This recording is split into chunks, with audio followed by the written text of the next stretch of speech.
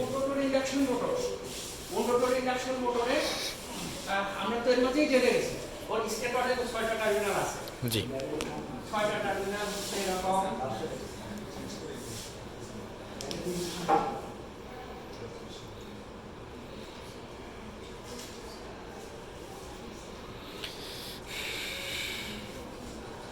আমরা এই টার্মিনালগুলোকে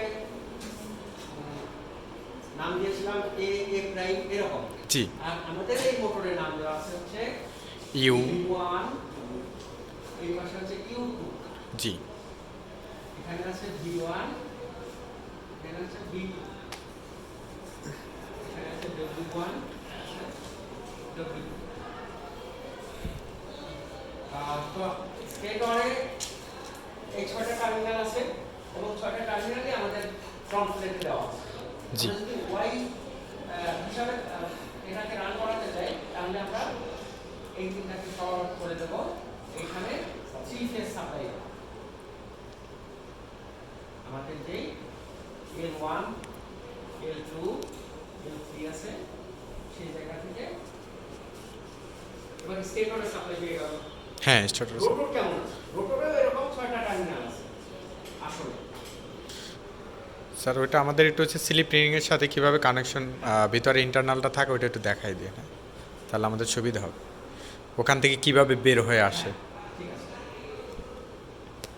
এটা আছে রোটরে টার্মিনাল দেওয়া আছে এই 6টা। এর ভিতরে রোটরের সাথেই ভেতরেই শর্ট করা আছে, তার মানে এটা নিয়ে আমাদের হ্যাপা নেই। এখন এইখানে আমরা DC sorry additional resistance add করার জন্য এখানে টার্মিনাল বের করা আছে। এই টার্মিনালগুলো কিভাবে বের করা আছে? রোটরের সাথে 3টা স্লিপ রিং আছে,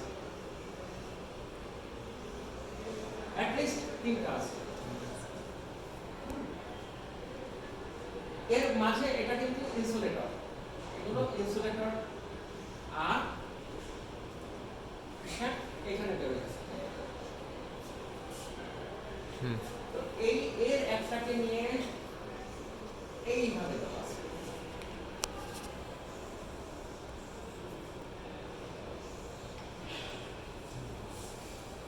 এটা কিন্তু এর সাথে সোল্ডার করে আটকানো না, কার্বন ব্রাশ দিয়ে এখানে টাচ করে আছে।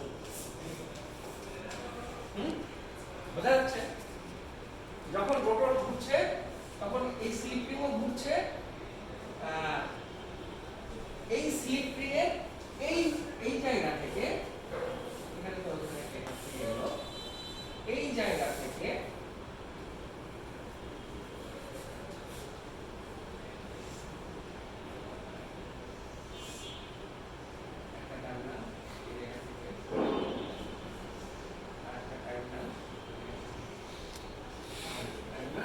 বের করা আছে। এগুলোকে নাম দেওয়া হচ্ছে কি জানো? KLM কি জানো নাম দেওয়া আছে দেখেন একটু। KLM এরকম নাম দেওয়া আছে KLM।